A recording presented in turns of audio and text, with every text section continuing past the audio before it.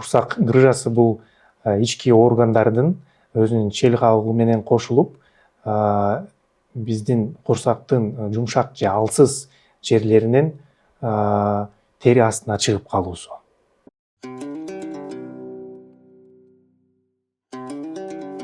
Саламатсызбы, урматтуу көрүүчү. Сизден сураныч, урматтуу көрүүчү. Ушул подкастты жакындарыңызга бөлүшүңүз. Биздин подкастка ар кандай врачтар, ар кандай темада маалымат беришет. Ал эми бүгүнкү темабыз болсо курсак грыжасы. Бүгүн бизге конокко врач-хирург Эрмек Эрназаров мырза келди. Саламатсызбы, Эрмек мырза. Эрмек мырза Россия өлкөсүнүн Москва шаарында 10 жылдан ашык эмгек кылып, өзүнүн тажрыйбасын өркүндөтүп, кандидаттыгын жактап, азыркы кезде өзүнүн элине, жерине кызмат кылып атат. Эрмек мырзаны азыр көпчүлүгү таанып калды. Эрмек Эрназаров хирург каерде иштейт? Телефонун бериңиз, сүйлөшсөк болобу, консультация келсек болобу деп көпчүлүгү сурай баштады. Ошон үчүн азыр бул шилтемеде Эрмек мырзанын жеке Instagram страницасы болот. Ошол жерге катталыңыз, биздин YouTube каналга да катталыңыз, бөлүшүңүз. Дагы жолу саламатсызбы, Эрмек мырза. Мүмкүн өзүңүз жөнүндө дагы айтып кетесиз. Ооба, негизи биз хирургдун үй бүлөсүндө төрөлгөм. Атам хирург. 80 жылдан бери хирург болуп эмгектенип келет. Ушу кичинекей бала чагыман эле атам иштегенин көрүп, элге кылган кызмат кылганын көрүп, элдин атама жасаган мамилесин, жакшы мамилесин көрүп, ушул бала чагыман эле мен дагы хирург болсом деп кыялданып келгем. Анан ушул биздин Кыргыз мамлекеттик медицина академиясына тапшырганда деле хирург кесибин тандап келгем. Биринчи врач болуп, анан кийин тандайт го негизи. Ооба. Мен окууга тапшырганда эле хирург болом деген максат менен келгем. Эң жакшы. Эрмек мырза, сиз менен бүгүн хирургияда деги эле ден соолукка адамдын кездешүүчү курсак грыжасы жөнүндө сүйлөштүк элек, ушул теманы алып барууга. Грыжанын түрлөрү болот эмеспи? Бүгүн болсо курсак грыжасы боюнча.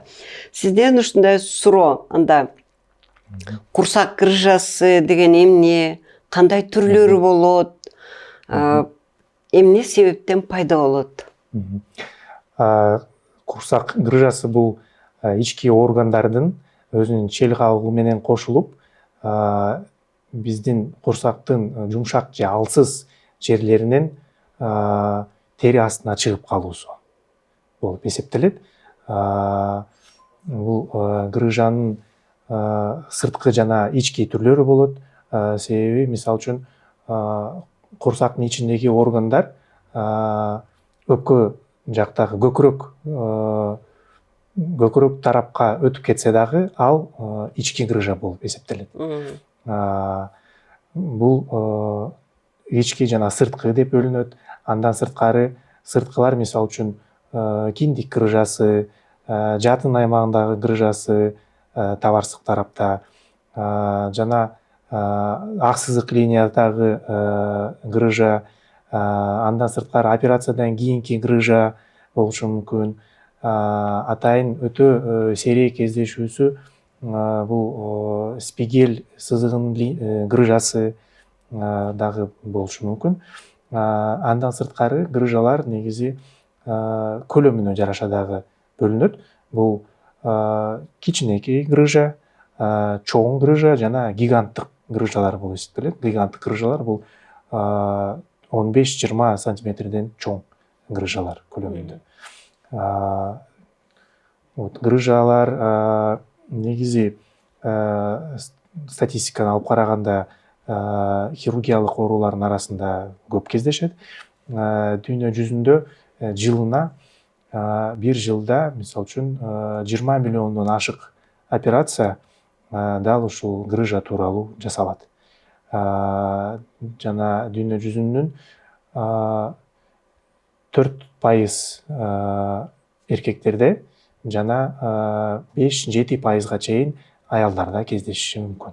Демек аялдарда көбүрөөк кездешет. Аялдарда көбүрөөк кездешет. Ага ушул грыжа алып келүүчү ушул көп себептер бар. Бул негизи эле генетикалык фактор десек болот. Бул тукум куучулук болот. Себеби ар бирибиздин булчуңдарыбыз, тарамыштарыбыз ар түрлүү жайгашкан, ар түрлүү өрчүгөн.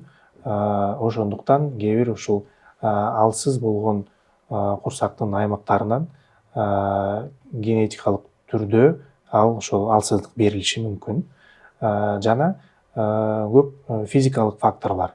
Бул оор жумуш жасоо, ушул физикалык оорчулук берүү, ушул көп, мисалы үчүн, кээ бир учурда көп жөтөлгөн учурлардагы грыжалар алып келет. Ыйынганда, мисалы үчүн, чоң заара кылганда же кичи заара кылганда көп ыйынган сайын ошол алсыз жерлерге оорчулук келип, нагрузка келип, анан ушу грыжа пайда болушу мүмкүн. Ошондуктан аялдар, бизде айымдар кош бойлуу болушат, Төрө тубагында төрөшөт. Ошондуктан айрыкча аялдарда бул киндик грыжасы көбүрөөк кездешет. Демек, ошол себептерин да айтып кеттиңиз, тукум куушу да мүмкүн экен, жана дагы баягы кээ бир ооруларда. Ооба. Түшүнүктүү. Дагы бир түрү бар эмеспи? Послеоперационный деп, операциядан кийинки. Ошолор жөнүндө айтып бересизби?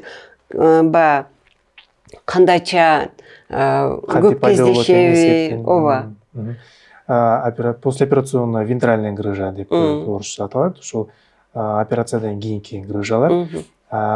Бул көп себептердер менен байланышкан. Бул ошол операция учурунда кандайдыр бир кыйынчылыктар болгонбу, бул кандай операция болгон, таза операция болгонбу же бир ириң менен байланышкан операция болгонбу, мисалы үчүн ошол тийип аткан учурда дене кандай акыбалда эле, ошол жана операция учурунда колдонулган материалдар, мисалы үчүн канчалык организмге жатпы же жат эмеспи, алардан дагы көп таасир этет. Ооба.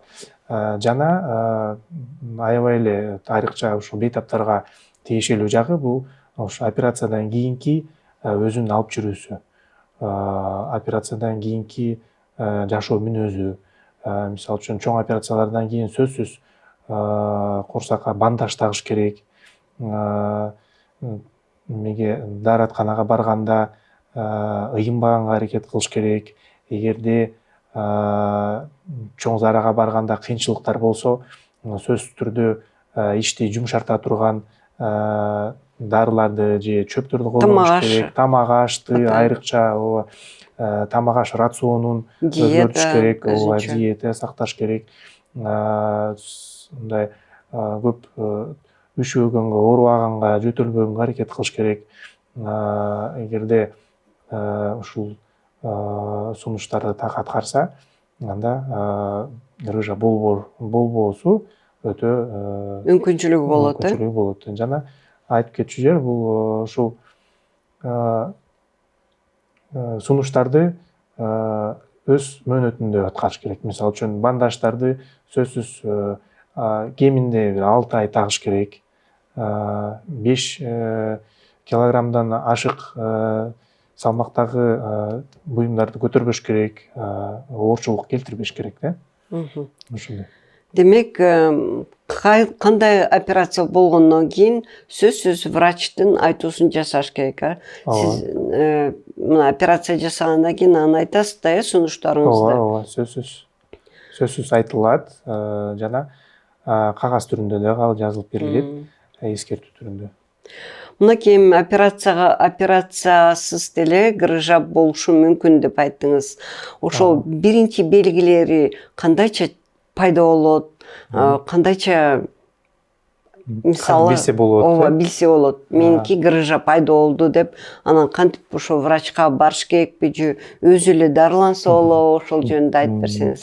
Жок, ал өзү дарылаган менен ал жок болбойт. Мгм.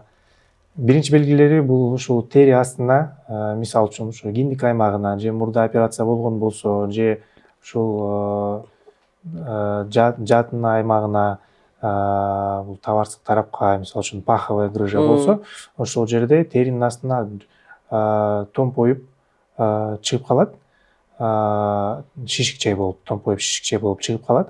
Ал Жөндөн жөн эле туруп эле бир күн чыгып калат, кээ бир учурда өздөрү бейтаптар байкабай эле чыгып калышы мүмкүн. Кээ бир учурда бир ушул физикалык нагрузкадан кийин катталат. Мисалы үчүн оор көтөрүп койдум эле деп айтышы мүмкүн, же ушул ошол эле аялдар мисалы үчүн төрөгөндөн кийин байкашат, өздөрү киндиктери чоңоюп, томпоюп калганын мисалы үчүн байкашат. Же башка ушул физикалык оорчулук, физикалык нагрузкадан кийин өздөрү байкап калышат. Же ошол эле көп жөтөлгөндөн кийин мисалы үчүн пайда болду деп айтышат. Ушинтип томпоюк пайда болот. Ал шишикчени жаткан кезде байкалбашы мүмкүн. Аны ушул туруп, тике туруп, анан кийин курсак аймагын караса пайда болгонун байкаса болот.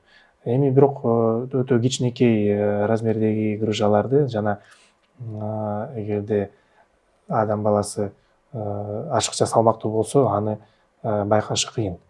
Ал ошол аймакта оору пайда болушу мүмкүн. Бир өзүнчө Кандайча болуп ооруйт? Сайгылап ооруйбу же катуу ооруйбу? Эми эгерде кээ бир учурда бир мындай осложнение болгон учурда, мисалы үчүн грыжа кыпчылып калышы мүмкүн. Ошол чыккан тешикчесинен. Ошол учурда мисалы үчүн оору кой бербейт, аябай катуу ооруйт. Себеби ал кысылып калган кезде кан тамырлар жана нервтер кысылып калат. Ошондуктан аябай катуу оору болот. Анан бул эгерде бир изилдөөсүз адам баласы өзү байкайм десе, ушул белгилерге көңүл бурса болот. Албетте, баягы катуу ооруганда врачка чуркап келет. Ал эми оорубаса жүрө берсе болобу? Ошону да айтып берсеңиз. Жок, оорубаса жүрө берсе болбойт. Себеби ушул көп оорлошуп кетүүсү мүмкүн. Бул ушул кыпчылып калышы мүмкүн. Ал кыпчылгандан кийин мисалы үчүн ичеги кыпчылып калышы мүмкүн. Же болбосо ичегинин майы, ич май мисалы үчүн кыпчылып калышы мүмкүн. Бул органдар кыпчылгандан кийин буга кан жүгүрбөй, органга кан жүгүрбөй, ал орган ишемия болуп, некроз болуп калышы мүмкүн. Некроз болуп ириңдеп калышы мүмкүн. Ошол эле ичеги мисалы үчүн тешилип калышы мүмкүн. Ушундай оорчулуктарга алып келип, жана бейтап бул начар аяктап калышы мүмкүн. Деңсоолугуна өтө зор залал болушу мүмкүн экен да. Өтө чоң залал болушу мүмкүн. Анткени мен да врачтын байкаганымда, бул көптөн бери эле ушинтип жүрөт, мен чыдап эле жүрөм деп айткандар бар эмеспи? Ошон үчүн кичине эле тултуюп бир жерине байкап калса, врачты көздөй, хирургду көздөй чуркаш керек, Ооба, чуркаш керек. Себеби бул баягы кысылып калган кезинде ар жерде болуп калышы мүмкүн. Мүмкүн талаада болот, мүмкүн тоодо болот. Анан ооруканага келгенче ал убакта некроз болуп калышы мүмкүн. Ал некроз болуп калса, ал артка кайрылбоочу процесс. Мына сиз айтып кеттиңиз, Эрмек мырза, бул оору операциядан кийин же болбосо операция болбой туруп деле пайда болушу мүмкүн депчи. Ал эми ушул болтурбоо үчүн кандай алдын алуу аракеттерин жасаса болот? Болтурбоо үчүн жашоо мүнөзүн туура сакташ керек. Оор көтөрбөш керек. Көп, мисалы үчүн, спорттук машыгуу болсо, ашырып ийбеш керек. Күчүңө ченеп, күчкө ченеп күчкө ченеп. көтөрүш керек. Ошондой эле операциядан кийин мисалы үчүн сөзсүз бандаж тагыш керек. Анан эгерде башка дагы көйгөйлөр болсо, башка проблемалары болсо, ден соолукка байланыштуу, мисалы үчүн жөтөл болобу, же дарыканага барганда көйгөйлөр болобу, мисалы үчүн адам баласынын ичи катабы же башка болобу, ушул маселелерди чечиш керек, ыйымга аракет кылыш керек, комплекстүү түрдө байкап жүрүш керек. Себеби бир эле себеп болсо, ал кийин өөрчүп башка дагы ооруларга алып келиши мүмкүн. Эрмек мырза, мен илгерки айтылган бир эмени эстеп кеттим. Пупочный грыжага тиги 5 тыйындыкты коюп депчи. Ошол боюнча айтып бере аласызбы? Ооба. Бул деген туаса грыжаларды эгерде айта кетсек, туаса грыжалары менен бул жаш балдардын хирургдары көбүнчө булар менен алектенет. Ооба, андай ыкма бар. Негизи киндик кенен болсо, анан баланын жашы 3 жашка жете элек болсо, сөзсүз түрдө тыйын эмес. Бул атайын ошо киндикке ылайык кичинекей бандажчалар да болот, пластырлар болот, атайын жармаштыра турган ушундай ыкмалар бар. Жумшак деле нерсе койсо болот, коюп, тартып койсо, бала чоңойгон сайын грыжа тартылып калышы мүмкүн. Бул грыжаны сиз айткандай өзүлөрү байкап калышы да мүмкүн экен, байкабай калышы да мүмкүн экен. Ошон үчүн кандайча муну диагностикаласа болот? Аныктоосу бул эң эле биринчи бул УЗИ изилдөөсү, грыжанын кандай көлөмдө, кандай тешик жеден чыккан, ал дефекттин размери кандай, диаметри кандай, жана грыжанын ичинде эмне бар, кайсыл орган бар, ошого чейин аныктап бере алат. Жакшы далилдик берет. Эми кээ бир, мисалы үчүн, ички грыжаларда, мисалы үчүн, грыжа пищеводного отверстия диафрагмы деп коет. Бул диафрагмадагы кызыл өңгөчтүн тешигинин грыжасы. Бул грыжа болгондо, бул бизде, мисалы үчүн, адам баласында курсак менен көкүрөктү бөлүп турган диафрагма органы бар. Булчуңдан турган. Ошол диафрагманын атайын кичинекей тешиги бар, ал аркылуу кызыл өңгөч өтөт. Ошол кызыл өңгөч өткөн тешикче кээ бир учурда кеңейип кетет. Ошол эле себептер аркылуучу. Кеңейип кеткенде анан кызыл өңгөчтүн артынан ашказан дагы кошулуп чыгып калышы мүмкүн. Бул учурларда негизи бейтапта кекирүү болот, оозго ачуу келет көп, жана бир мындай бир кыжаалат кылган сезимдер пайда болушу мүмкүн көкүрөк тарабында, же оорулар деле пайда болушу мүмкүн. Ушул ичтин өйдө тарабында же ушу көкүрөк тарапта, кээ бир учурда, мисалы үчүн, жүрөгүм ооруп атат деп адашып алышы мүмкүн. Бул бейтаптын өзүнүн байкаган симптомдору десек болот. Мындан сырткары, эгерде инструменталдык изилдөөдө айтсак, бул кызыл өңгөч грыжасын аныкташ үчүн сөзсүз түрдө гастроскопия жасаш керек. Андан сырткары рентгеноскопия жасаш керек. Ушул изилдөөлөр грыжанын бардыгын же жоктугун жана кандай көлөмдө экенин айтып бере алат. Авиценна клиникалар тармагы 2000-жылдан бери ден соолугуңуздарга кам көрүп келебиз. Биз бардык медициналык тармактарды алдын алуудан баштап заманбап хирургия чейин бир жерге топтодук. Бишкектин 5 филиалында сизди заманбап жабдыктар күтөт. Компьютердик томография, рентген, гастроскопия, колоноскопия, УЗИ жана ЭКГ. 100дөн ашык жогорку квалификациялуу дарыгерлер сиздин ден соолугуңузга кам көрүүгө даяр. Авиценна клиникалар тармагы ар күнү сиздин жашооңузду жакшыртууга аракет кылабыз. Биринчи байлык — ден соолук. Жакшы. Ошон үчүн дагы бир жолу биздин көрөрмандарга кайрылайлы. Чыдап жүрө бербей, сөзсүз врачка келип көрүнүш керек, текшерилиш керек. Канчалык эрте кайрылса, ошончолук жеңил өтөт, осложнениялар болбой. Убакыттан пайдаланып, бүгүнкү подкасттын негизги демөөрчүсү Авиценна клиникасы жөнүндө айтып кетели. Авиценна клиникасы биздин көрүүчүлөргө ким активдүү катышса ушул подкастка сиздин көрүүңүздү сиздин айтып бергенди бөлүшсө, анда мындай азыркы муздак учурга ылайыктуу ушундай сонун көрмө бар экен. Авиценна клиникасы негизги демөөрчү.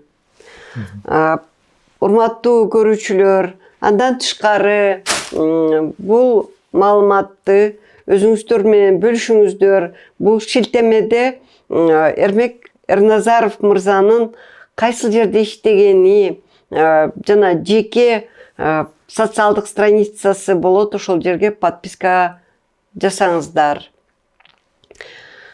Анда Эрмек мырза уланталы. Сиз азыркы кезде мына жаңы хирургиянын методикаларын киргизип атасыздар. Өзүңүздүн командаңыз менен, өзүңүз менен мына лапароскопиялык метод менен операция жасап атасыздар. Мурдакы кенен чоң кылып кесүү түрү менен открытый лапароскопиялык методдо ушул грыжалар азыраак болобу же айырмасы жокпу? Айырмасы бар. Лапароскопиялык ыкма менен жасалганда бейтап эртерээк өз калыбына келет. Азыраак оорутат. Ушул заманбап технологиялар менен жасалат. Ал эми ачып же кесип жасаганда өз калыбына бир аз келүү мөөнөтү бир аз узагыраак болушу мүмкүн. Жана оорутушу мүмкүн көбүрөөк. Бирок эки түрүндө тең азыркы учурда сөзсүз түрдө атайын имплант сетка коюу зарыл. Себеби эгерде сетка койбосо, анда кайрадан грыжанын кайталанышы, рецидив болушунун риски бул 14% чейин барышы мүмкүн. Эгерде имплант койсо, ал 1% чейин төмөндөлөт. Демек, ушул проблема менен грыжа боюнча сиздерге кайрылган пациенттер санап кете аласызбы? Момча пациент келди, ушунчасына жардам бере алдык, жардам бере албаган учурларда болушу мүмкүнбү? Так эсебим жок экен. Мунун ар бирин эсептесек, мен тиги ординатордо окуп жүргөндө эле эсептен адашкам.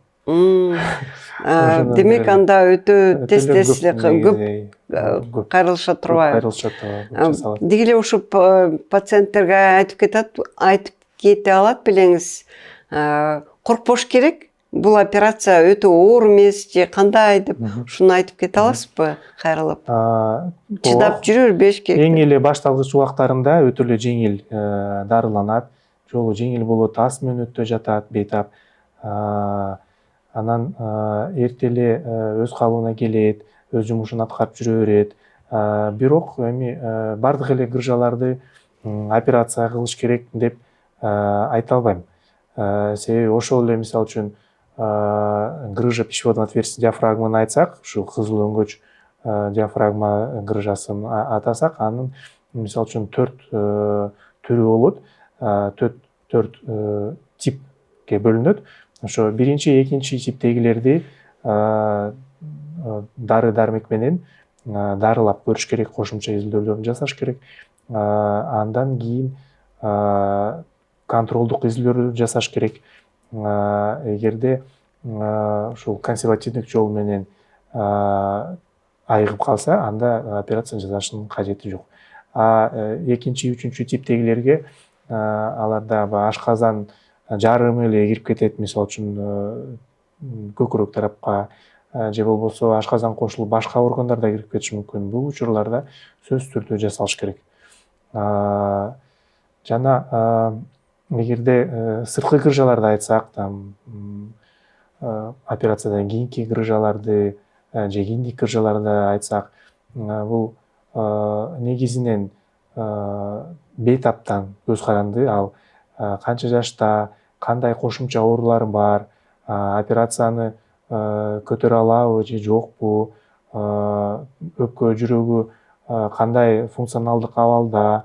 Биз негизи бейтапка ушундай комплекстик подход жасайбыз. Биринчи бардыгын аныктап алабыз. Анан эгерде бардыгы жакшы болсо, наркозду, операцияны көтөрө турган болсо, анда бейтап өзү деле түшүнөт. Өзү деле ал результаттарды көрүп, өзү дагы көңүлдөнүп, өзү дагы жакшы аракет жасап коет. Анан жана ушу коркпой дагы калат. Демек, мынакей интернет аймагында жазылыптыр. Ой, мунун эч кандай жардам бербейт, улам эле кайра чыга берет экен дегенди ар кимге ар кандай болот экен да, Ооба, ар кимдики ар түрдүү болот. Ошондуктан башында туура аныкташ керек. Андан кийин туура ыкма менен, заманбап технология менен жасаш керек. Андан кийин ушул результат жакшы эле болуусу күтүлөт. Сиздин ушул курсак грыжасы боюнча өзгөчө бир кызыктуу тарыхыңыз барбы, айтып бере аласызбы? Анан да кандай операциялар жасайсыз, ошолор жөнүндө да айтып бериңиз кененирээк. Ушул грыжа тууралуу ооба бир кызыктуу окуя болгон. Биз Москва шаарында эмгектенип жүргөндө бизге бир бейтап келген. Өзү ушул Вахтангов театрынын атактуу эле артист экен. Анан ал башында ичи ооруп келген. Сырткы белгилери, грыжанын эч кандай белгилери болгон эмес. Бирок кошумча изилдөөлөрдү жасасак, кызыктуу ички диафрагма грыжасы экен. Көрсө ушул башында негизи эле ушу кичинекей грыжасы болуп жүргөн, бирок байкаган эмес, билген эмес. Анан баягы театрда репетиция жасап даярданып жүргөн учурда, баягы өзүнүн кесиптешин аткарып жүргөн учурда, театрда ойногон учурда кесиптешин өйдө көтөрүп, колуна көтөрүптүр да. Колуна көтөргөн экен, ал оорураак экен, үстүнө ичине жыгылып түшүптүр. Экөө тең кошо жыгылып, ичине жыгылып түшкөн экен, катуу жыгылган экен. Ошол грыжа аркылуу ички органдарынан ашказаны, жоон ичегинин жарымы, көк боору, ич майы баары өпкө тарапка, көкүрөк тарапка өтүп кетиптир. Ошентип ал ич ооруп, дем ала албай, ушундай бир оор акыбалда келген. Өзү эмне болду десек, өзү күлүп айтып бере албай, ушундай бир кызык окуя болгон. Анан бирок ага карабай жакшы, баары жакшы аяктаган. Ушул биз лапароскопиялык жол менен көп убакытта болсо дагы, бирок чоң кеспей, ушул кайра органдарын өз калыбына келтирип, анан ал грыжаны жамап тиккенбиз. Баягы кыргызда бар го айтылган сөз, курсагы жарылып кеттир деп. Ушул туура келет да. Курсагы ичинен жарылып кетти. Ичинен жарылып кеттир да. Сиз азыркы кезде кандай операциялар жасайсыз, ошол жөнүндө айтып берсеңиз? Биз грыжадан сырткары ички органдарга бардык операциялардын бардык эле түрүн жасайбыз. Ушул лапароскопиялык жол менен жана кесип деле ушул заманбап технологиялар менен авиценна клиникасында эмгектенип келебиз. Операциянын түрлөрүн айтып берсеңиз, кандай түрлөрүн жасап атасыздар азыркы күндө? Холецистектомия жасайбыз, аппенdiктомия, гемиколоктомия, курч ооруларды дарылайбыз, ашказанга операция жасайбыз. Бардык операцияларды жасаганга мүмкүнчүлүгүбүз бар. Ирмек мырза, сизге ишиңизге ийгилик каалайбыз, колуңуз жеңил болсун ар дайым. Рахмат. пациенттериңиз жеңил болуп келишсин, ооруну өчтүрбөй, кыйналбай, эң биринчи стадияларында, эң биринчи өзүн байкаган, өзүн ден соолугун сыйлаган пациенттер кайрылсын сизге дайыма. Рахмат. Көрүүчүлөр, дагы бир жолу сураныч, подписка жасаңыз, бул сиздин колдооңуз. Бизге подписка жасасаңыз, ошондой эле бөлүшүңүз туугандарыңыз, тааныштарыңызга. Дагы бир жолу айтып кетем, мүмкүн ошо менен сиз бирөөнүн өмүрүн сактап кала аласыздар.